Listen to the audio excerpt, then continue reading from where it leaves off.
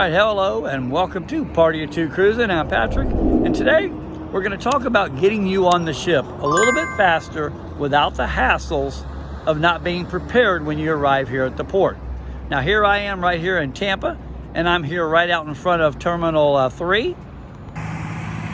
This is where Carnival usually sails out of most of the time. Also have Terminal 2, which is generally Royal Caribbean or NCL that comes out of there, but mostly Royal Caribbean. And then we have Terminal 6 way down there, which is generally always Royal Caribbean. So even though we are in Tampa here, I'm going to talk about pretty much all the ports because they all pretty much work the same way. All right, so when we come back from the intro, I'll tell you how it kind of works, who sets the rules, and what are the rules to keep you from being denied boarding. As you know, I work here part-time, 4 or 5 days a month, either pushing wheelchairs as one of the greeters, telling you which way to go when you get here to the port. And I see a lot of people get turned away because they're not prepared. And where does that start? Right after the intro, I'll tell you.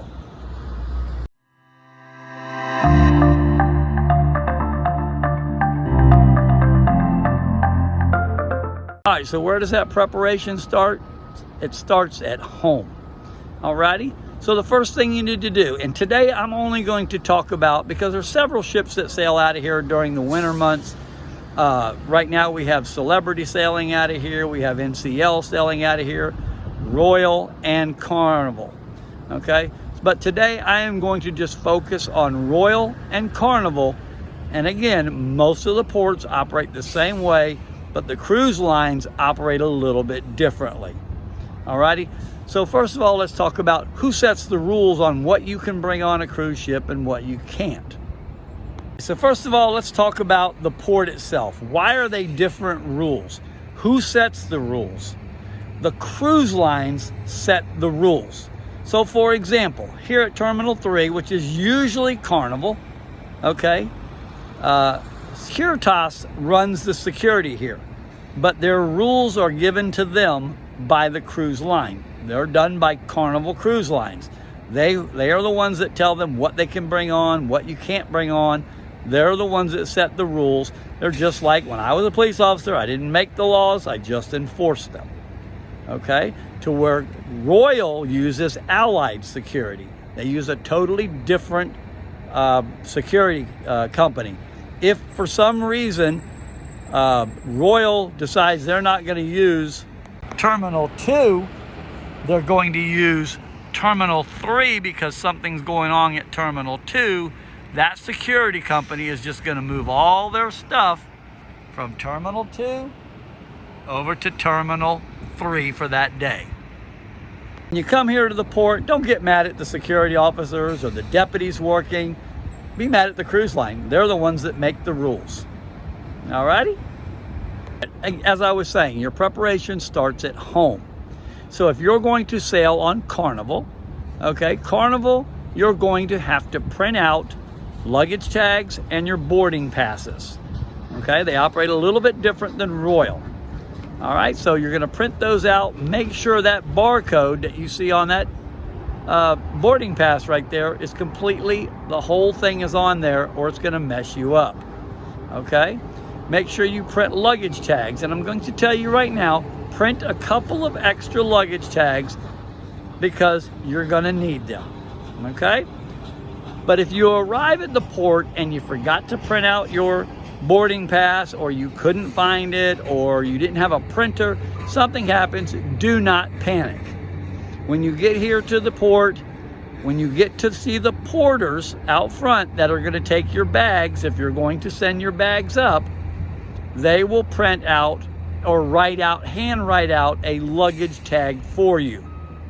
Okay, so what about your boarding pass? Well, when you go upstairs, you're going to tell them, I don't have my boarding pass, and they're going to ask you maybe for some ID or at least your room number. They're going to have a little thing that looks like a cell phone. They're going to bring up that room number, and it's going to tell them who all's in that room, and they're going to print you out a little receipt. It looks just like a receipt in a restaurant or something to that effect, and that's going to have your barcode on it, and that now becomes your boarding pass. So again, don't drive all the way home to get it. Just go ahead and tell them you don't have it, okay? Because there are certain things that they can't help you with.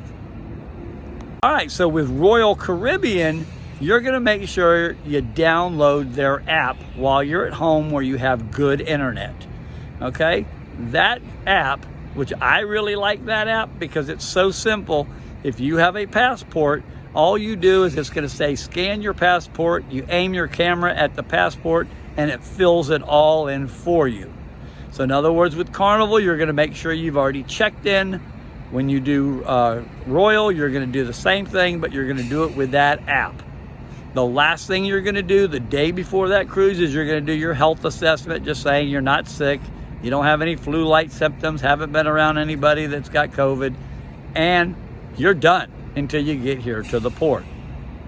All right, so the next thing you're going to do once you arrive here at the port, you're going to either drop off your luggage or you're going to lug it on board. I always suggest people to send it with the porters, give them a $5 tip or per bag or whatever you want to give them, and let it meet you on the ship, especially if you don't have any priorities or loyalty programs that's going to let you get in your room early and drop all that heavy stuff off, okay? But your carry-on stuff, remember I told you before, print out extra luggage tags. Put that on your carry-ons, okay? And the reason being is, and we had this just happen a couple of weeks ago when we boarded the Paradise right out of here out of Terminal 3. One of our friends left their backpack in the terminal. But thank goodness, took my advice, had a luggage tag on it. All of a sudden he was on the ship and his phone started ringing with a Miami number. I told him I wouldn't answer that, it's probably spam. And then a couple minutes later, his wife's phone starts ringing with a call out of Miami. I go, might want to answer that. And they had realized, because he had that luggage tag on there, they knew whose bag that was, and they called him to let him know that he had left his bag down there. And they either gave him two choices. They could bring it up in 2 hours, or he could run back down into the terminal and get it. He chose to go get it. So always put luggage tags on your carry-ons as well, because you may forget and leave that bag somewhere, and at least they know who it belongs to. And that way they don't also have to open it up. So let's just say that, you know, you've now made your way upstairs. You've already showed, have your boarding pass. If you have a passport, have it with your boarding or your passport. Put it inside the passport book right where the page opens up to your picture. There are going to be a couple of greeters that are going to stop you and say, do you have it? They're going to notice that you have priority. They're going to send you in the priority line if you're a diamond or a platinum or whatever. They're going to put you in the correct line when you're boarding. They're going to check your passport. And they are also going to make sure you are at the right port boarding the right ship. Now you're going to say, well, how could I miss the wrong ship? There are certain times of the year, last year, that we had the Serenade of the Seas and the Brilliance of the Seas, which is Royal Caribbean. They are identical ships, and one was at Terminal 2 and one was at Terminal 6. So they want to make sure you're boarding the right ship. We also had a lady one time that came here at 3 o'clock in the afternoon. She checked in here at the Terminal 3, which was the Carnival Paradise at the time, and she was supposed to be in Carnival getting on the Mardi Gras. Ain't happening here in Tampa. There's going to be a big catastrophe if we bring the Mardi Gras into Tampa because of the bridge. All right, so now a couple of the greeters have looked at your documentation, knows you're at the right place. This is where you need to be prepared again as well. As you've went toward and you start going toward those into security area, and you're going to scan your stuff. Take everything out of your pockets. This is Royal and Carnival both. Your wallet, your keys, your cell phone, everything. You don't need your boarding pass at this point anymore. Put it in a purse, put it in your backpack, stuff it in the side pocket of your luggage. Do something with that so as you go through that security check, you don't have anything in your pockets, nothing under your hats, because they're going to check under your hats as well if you have hats on. Put it on the belts. You do not need to take your belt off. You do not need to take watches or jewelry off. They will scan you if it sets it off when you go through. That way your bag hits the belt, you walk through, it doesn't go off, they don't see anything in your bag, and you are now done. Once you've gone through that scanner, you can take everything out of your pockets, or out of that bag, and put it back in your pockets. All right, some other things to remember. Say you like to stop and get you a Starbucks coffee, and this works for Royal and Carnival as well. You want to stop and get you a coffee or a soda at the store and all that. If you have liquid in a cup, you cannot bring it through security. You are going to have to pour it out. Okay, so what about Yeti cups? Again, Carnival and Royal are on board the same way. No pun intended on board. If you got a Yeti cup, make sure there's nothing in it. You can bring them on board. You can carry it on board. Even if you have, and I had people go like, it's only got ice in it. You cannot bring that through security. There's trash cans there. They are going to make you dump it out. All right, so other things that I've seen confiscated, and I almost feel guilty for these poor people. They like to bring cakes. They bring cakes, and like they want to celebrate something, anniversary or a birthday, and they want to bring cakes on board. You cannot do that. If it's in a box, like you get it from Publix or one of the bakeries, you cannot bring it on, or they're going to make you throw it in the trash can. So if you're going to order a cake or something for a birthday or an anniversary here, make sure that you just order it on the ship, and that way it's waiting for you either in your room or they'll deliver it where you need to have it done. Okay, so no cakes. Say you're bringing the kids, or you're a kid like me and you want to have snacks like cookies or crackers or peanuts or something like that. You can bring those on the board the ship on both Royal and Carnival, as long as the seal is not broken. So let's just say little Johnny wants to eat a chip on the way to the port, and he opened that bag of chips. Don't waste your time bringing it up on to the terminal, because they're going to make you pour it out or throw it out, or they're going to confiscate it, and they are going to end up throwing it all out. All right, so just talking Carnival now, not Royal, because they operate a little bit different. You want to bring a case of water on? No go. If you want to bring sodas on, they have to be in cans. Now there is sparkling water that are in cans, and there is some companies that make water in cans. You can bring those on as well. You cannot bring any plastic bottles, not a case of water, none of that on Carnival. Okay, so if you want to, it's called Liquid Death if you want, but I think it's sparkling water. I'm not sure you can get just regular water from Liquid Death in cans. I don't know that for sure. You'll have to check that out for yourself. But no plastic bottles, okay? So now let's go over to Royal. Royal Caribbean, you can bring on a case of water. You can bring a 12-pack of plastic Coke, Pepsi, whatever the heck you want to bring on, as long as the seals are not broken. If you have cracked that seal on one of those bottles, they are going to confiscate it and throw it away. Okay, so there's the difference between Royal and Carnival. Royal, yes, you can bring plastic water bottles on, all that stuff, but you cannot bring anything that has the seal cracked open. A little bit different from Carnival. So you're probably going to ask, what's the most confiscated item? Believe it or not, it's chips, sodas that are not allowed on the ship, and believe it or not, pocket knives. You cannot bring a pocket knife, even if it's just one of those little small pen knives. You cannot bring any weapons on the board whatsoever. Now, there's a lot of things that you can't bring on cruise ships, and a lot of things that would surprise you that you can bring on, but I'm not going to get into all those. You can go through and look at the list. You already know some of the stuff is obvious. Weapons, guns, ammunition. Always check your bags. If you take that bag to the range, and because you're a shooter and you like to shoot, and one of those bullets gets caught underneath that cardboard in your bag or something to that effect, and they find that bullet, because believe it or not, these guys get paid extra if they find stuff like that. Weapons, bullets, ammunition, whatever the case may be, they get paid extra for that, for finding that.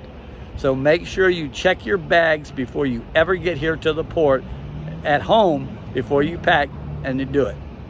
As most of you know, you can bring wine on board. But I just learned this past Saturday when I worked the port here at Terminal 3. A lot of people know that you can bring a 750 milliliter bottle of wine per adult, as in over 21, that's in your cabin. Now, first thing you want to do, and I want to talk about that first of all, if you have 3 people in your room and you're all going to bring a bottle of wine, when you go through security here in the terminal, make sure you stay together. Go through the same scanner, stay together, because what's going to happen is you're going to go through and one of you is going to go to a different scanner, because there's usually 4, 5, and 6 scanners at some of these terminals. You're at the other one, but yet your friends or your family has the 3 bottles of wine, or 4, whatever the case could be, but you've separated. Remember, 1 bottle per adult per cabin. So once you go through and only 2 of them went through that scanner, that security agent is going to take that bottle of wine that's extra and they're going to confiscate it. So remember, stay together. All right, with all that said, when it comes to wine, be very careful about the wine you bring. Not all wine is allowed on the ship, okay? So if you're bringing, say, a port wine, a lot of port wines have a lot of alcohol in them. The way it basically is going to work is if your wine contains more than 15% alcohol, they are going to confiscate it. Again, they'll give you those choices. Either run it back out to your car and come back in, throw it away, or don't cruise. You cannot bring anything more than 15% alcohol. Now, we've brought out wine on and they've never noticed it. They never even looked at the bottles. They just took it out, kind of glanced at it, put it in. Didn't read the alcohol content. So you take a chance if you bring it on and it's stronger than that. And remember, there's no other alcohol allowed. Remember, I talked about bringing sodas on board. You can bring sodas on board on Carnival, like I said, in cans.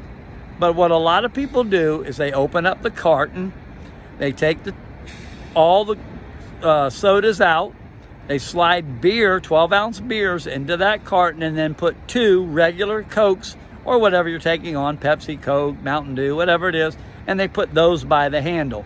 The port is getting smart to that, and now they're tearing the ends of the boxes open and looking at those. So be careful when you're trying to sneak alcohol on board the ship. All right, so now let's talk about the big one. All right, the big one is, even if you possess a medical marijuana card, you cannot bring marijuana on board the ship. You cannot bring CBD gummies on the ship. CBD gummies will get you kicked off the cruise line for life. Okay, we've seen it happen. They were banned. And then you might say to yourself, well, you know what, then I just won't cruise Carnival. I'll go over and cruise Royal Caribbean or Celebrity or some other cruise line. Remember, when you get caught doing stuff at an airport and they put you on a no-fly list, the cruise lines work together kind of like that. So in other words, if you're a bad cruiser on one cruise line, they do not want you on any of the other cruise lines, even though they are competitors. So be very careful about saying, I'll just go to another one. All right, so remember, leave your marijuana and your CBD gummies at home. Don't do like a lady did here on Saturday. She had a Bluetooth speaker. Carnival does not allow Bluetooth speakers.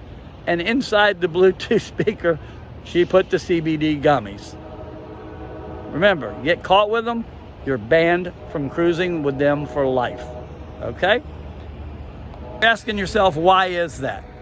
Why is it it's only a citation here in Tampa if you get caught with marijuana under 20 grams, and I have a medical marijuana card that says I can use it?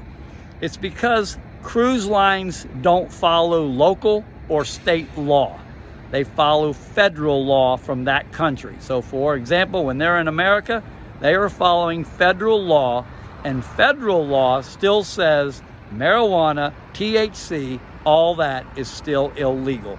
So what probably turns most people away is, again, not having your proper credentials and your stuff. People who forget their passports, people who do not have the correct birth certificate. check your birth certificate before you leave home.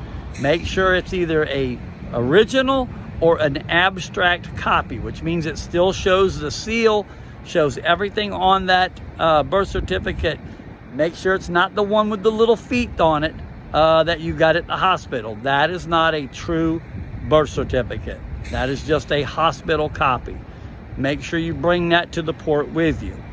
Let's just say that you did forget your birth certificate, but you can get a hold of someone at home that can obtain that birth certificate for you. They will generally work with you and accept a picture of it. If someone at home can scan it, take a picture of it on their cell phone, send it to you so you can show it here at the port. They'll generally work with you a little bit better. So I've always tried to tell everybody the best thing to always have is get yourself a passport and then pay the extra, and I think it's only $10 or $20 extra, and get the passport card. Okay?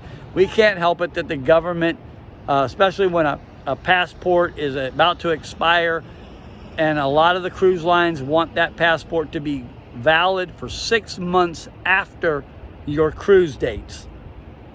I don't get it, because a lot of times is when you cruise as much as me and Terry, there's going to be a time in 2025 when my passport expires that we're either going to have to cruise with a birth certificate if we don't get it back in time before the next cruise. The government makes it very hard for us to say, okay, well, I've got to send my passport back in, but yet I'm not going to have one because I had to send it back in, instead of saying, hey, order your birth certificate with a new picture and everything, and let those people keep that passport until it expires. It's no good once it expires anyway. But when you send it to them, they punch a hole in it showing that it's no good, but they send it back to you. Makes no sense to me. Maybe we should have our government officials work on that. All right, so one of the other things you want to make sure you do is show up at the port on your boarding time. Okay, so for example, here at Carnival, they usually start out at 10 to 10:30, 10:30 to 11, 11:30, 12, and on. Okay, if that terminal's full and you get here and your boarding time ain't till 1 p.m. and you get here at 10:30, they may turn you away until you come back at 1 o'clock. Royal is a little bit more strict about that. With that said, with Royal, let's just say, because we have no loyalty with Royal, we're only platinum members on Royal, so we don't get that nice early boarding time as we do with Carnival. But let's just say that I have 12:30 boarding time and my check-in time is at 1:30. If I show up at 12:30, because the terminal is probably, I've already started boarding and that terminal is empty, they're probably going to let me board as well.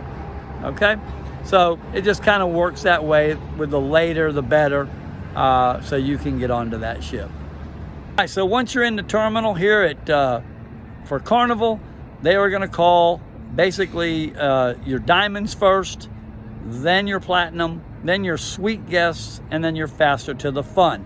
Now, I had a lot of people ask me, even online here just a couple of days ago, I have A6. By the time they get the platinum, the diamond, the faster to the fun, and the suites on board, they're going to more than likely call yours before half of those people even get all the way up onto the ship. Once that process starts, it goes very, very fast. It works the same way with Royal Caribbean, but again, as I said earlier, Royal Caribbean is very strict on getting there at your boarding time. Okay, so that just helps you get on a little bit faster. All right, so let's quickly talk about debarkation. Your vacation's pretty much over and you get in. If you are on Carnival, if you're a diamond member, a platinum member, a suite guest, or a faster to the fun person, you are basically going to be first off the ship if you want to be, especially if you're going to self-assist.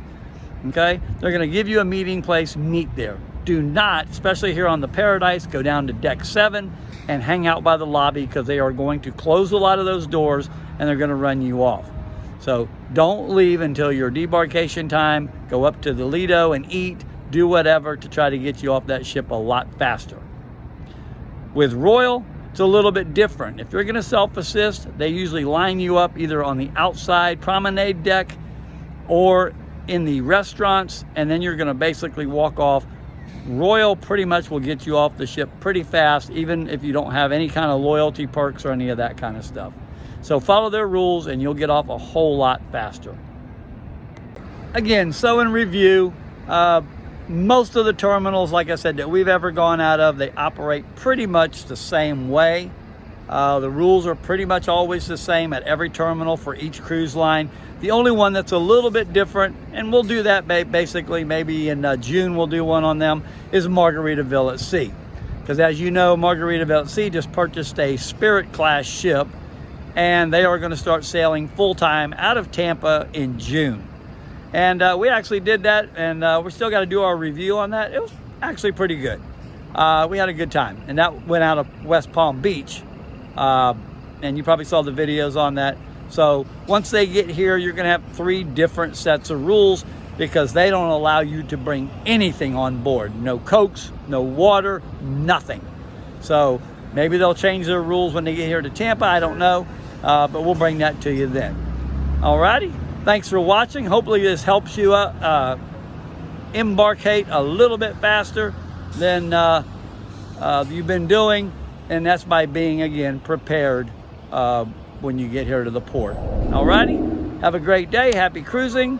We're heading out of here tomorrow on the Paradise, but I know that just shocks you to death. So we'll see you later. Have a great day.